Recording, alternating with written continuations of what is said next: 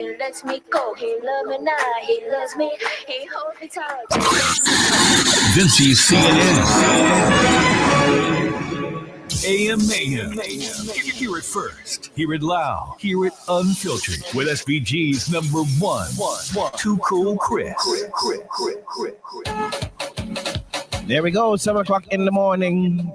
You see? You hear that? You hear that? No. Question this morning. You need unmute. I was telling you to try it. Oh, it's okay. Go ahead. We'll try it afterwards. Okay. I can tell you it does, you know. What would you do? A mother is demanding action from transport authorities. The story is on A&M after her daughter, a school student, was forced out of a passenger van in Belmont on Thursday afternoon for refusing to sit on another passenger's lap. The student, who lives in town during the school term to reduce costs for her family, boarded van H2891 named Active. The vehicle, which usually operates on the Georgetown route, was instead taking the Mesper route that day. According to the mother, when the van reached Belmont, it was already full but still stopped to pick up more passengers. The conductor instructed her daughter to sit on the lap of a male passenger. When she refused, he suggested she sit on a female passenger's lap. After declining both requests, the conductor forced her out of the van in Belmont, an unfamiliar area far from her intended destination of Connery. The girl was left stranded until a close relative came to pick her up. The mother said she contacted the vehicle's owner, who apologized for the conductor's behavior, and no one reported the matter to him. She also learned that the conductor did not report for work the following day. When contacted, the driver of the van said he was not aware that the incident had occurred. You believe that? He wasn't aware? No, I don't believe that. No, I don't buy believe it. that. Calling the ordeal unacceptable and dangerous, the mother urged the relevant authorities to crack down on the practice of overloading. Good luck there, man. Been talking about this for years. 25 years. No, even more than Than that. 25. Come on, Because 25. it was before this government got in power. Exactly. This problem being going on. So why do they refuse to address it? Because it has to be a refusal at this point. You can't say you're not aware of it. It's a refusal to address it. They don't care. Who cares?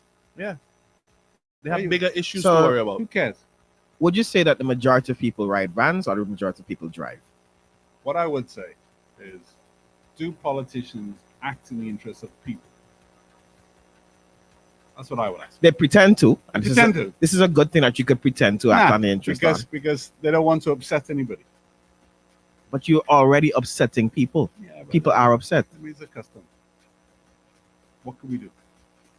What you could do is regulate the vans properly. Yeah, but I mean, really, what No, that's what you could do. could we You do? ask what they could do, and they could put proper regulation in place. Who are we? How could we sit here, right, as a nation and accept that it's okay for a conductor to attempt to put a young girl in the lap of another passenger? Tell me, no, how could that be acceptable? Morning. But we must do be serious. But the general public can, or do you think the general public have the capability to say, let's boycott the van system and make it have a trickle down effect on the economy and things and it's gonna be? How much of them can really say, we still go and do what Can't to do do and it. do right Can't well? do it. We can't do it because what they've done is that they've given us more vans than we need. Mm-hmm. So there is always somebody hungry to drive. True. So one gone, one That's the gone. reality. Yeah. Yeah. That's the reality. It's an opportunity for next month. Morning. Good morning. Chris? No. What's it say? Thing. Well, Morning. I think we're supposed to know because I always acknowledge and share my concern as a minibus operator and owner about the authorities failing to put things in place. I'm not talking about police now. Police only for the police. The ones who are responsible for making the rules, regulations, and so on. They fail over the years to do it, and they left it like it's dog thing so that minibus operators cannot ask them nothing that they need. Yeah. So that the public could always keep complaining about your dog is dog and the ratchet behavior and all that kind of thing. Which they know that only private owners operating bus at their own expense and risk, without no subsidy, without no help from the government or anything, and they fail to step in and do anything. You notice they keep telling you about the e-bus system and to bring in other bits of buses. They fail to do it. They don't want to do it. They know how expensive it is to maintain bus and so on over the period of time. And they leave you to do it at your own risk. And you do what you feel like, and they can penalize you. That is all to tax you in terms of ticketing you and managing you. All right. If they could have taxed me in the bus, they would have done tax them. But you doing the government job, they can't tax you for doing their job. Yeah. All right. And this is what we're going on for the whole time. All right. What do you think? I think it's one of the glaring deficiencies that the government should be held accountable for. I think this is a problem that has sat there, has festered for years and years. And I think a government that's orientated towards resolving and making people's lives better, I think would address this. All right. Morning. Good morning. Morning. Two things. Me, I would never, you might be my son, I wouldn't tell my son, boy, go hug your grandmother or go hug your grandfather. Let him do it on his own. So for this conductor to tell somebody else's child to sit on a stranger's lap is crazy. Outrageous. And the worst part about it is the fact that you leave this child in an unknown environment. Outrageous. You know what I'm saying? That child could have been attacked by a stray dog, whatever it is. kidnapped. Anything. It's so much things could have happened there, right? The second thing, again, yourself, other people, keep stressing to change legislation when it comes to this van culture. You understand? Because in his mind, the hype and, well, we need the extra person, so you need to, smart or whatever. This stupid van culture mentality is why he could behave or to think that it was okay to ask his child to sit on a stranger's lap. Yeah. Right? You said something off air. It might be an economic reality, right? I think the cost of operating a van is probably very high. Yeah, it's astronomical. Right? Prices keep going up on everything. Except the van fares. Except van fares, right? So, plus you've allowed more vans in than are necessary, right? So you have, as that caller just said, a dog-eat-dog culture. Rat race. Right? It's a rat race, right? And if you play by the rules and everything, or what little rules there are, you probably don't pay your bills at the end of the week. Yeah. Morning. Hello, good morning. Morning. Well, I think that van conductor should get charged because that's not the right thing to do, because a van license to how much passenger, and you can't force my daughter to sit on somebody's lap. While I hear you, right, I don't think it's really about the conductor. It's about the culture. It's about the culture. Yeah, but I mean to say somebody. I mean, we could deflect and make it all about the Conductor's conductor, behavior, yeah. right? But what does it require to be a conductor? Nothing. Yeah, I No understand, training. but I mean to say, No police record. No, nothing. yeah, but I mean to say, they do the law, and they keep breaking the law. And a permit. You understand? They keep breaking the law. There's a So permit they to should be a charge conductor. them. And what do I have to do to get the permit? Just go apply for it and pay the $50, I believe. That's my point. It's not like it's regulated. Morning. It's Hold not on. like there's One like second. training or anything. All right. Morning. Good morning, gentlemen. Morning. Good. On the issue of the van system, I want to say a lot of what is happening now rests on the shoulders of the van operators as well as the governing body, the government, so to speak. I am a former member of the Minibus Association that was led under the auspices of Herman Priddy. People like Mr. Grant, Leroy Gilbert. We even had a German lady who was part of the organization, Miss Hedda Lipper, out of Germany. And we did 15 consultations around St. Vincent and the Grenadines. All right? Teaching persons about the operation of vans. We went to Grenada, we went to Barbados, a number of different places to understand the functions of how the van operates. Right? We uniformed bus operators. We had discussions about group insurance. We approached the licensing authorities. We did a lot. So for persons to operate the way they're operating now is not so much that they don't understand what was being taught or what was being done.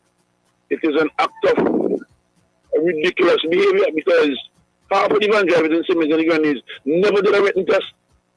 How they got the license, we don't know. You understand what I'm saying? And this is something the authorities need to look into. But also, there was no mandate for them to be part of your organization. Well, I would not say there wasn't a mandate. The fact that we had several consultations throughout the 15 constituencies in St. Vincent and the Grenadines, we had offered persons the opportunity. Yeah, but they didn't. What I'm saying though, they didn't have to be part of your group if they don't want to be. They didn't have to. And one of the reasons why they won't is because I'll say this now is that I recall having meetings. We recall having meetings with a representative from the government who then represented the minibus or the transport situation in St. Vincent and Grenadines. And during the meeting, we had taken certain decisions, only to discover after that said minister who represented the transport board on behalf of the government made a statement and saying that van drivers will take care of themselves, and that was around the election time. It was deliberate. It was deliberate to undermine you. But that's basically what happened, because the minibus operators in St. Vincent are about the second largest employer in the country. Right? So that's how it is. But gentlemen, I wish that young lady the best, and I hope that she gets some form of redress on our situation, and that van drivers listening will take heed and try to do much better. Have a good one. Thank you. It's not gonna happen, though. Antonio Payne. Hardly anything he asked for there is gonna happen. Yeah, facts. Antonio Payne on the live is saying sometimes the people have to take some of the blame for what's going on in the van system. Example, if they sit there behind in the terminal and don't walk to go up Sign Hill, the van ain't have to turn back up there all over the place. They'll come for them.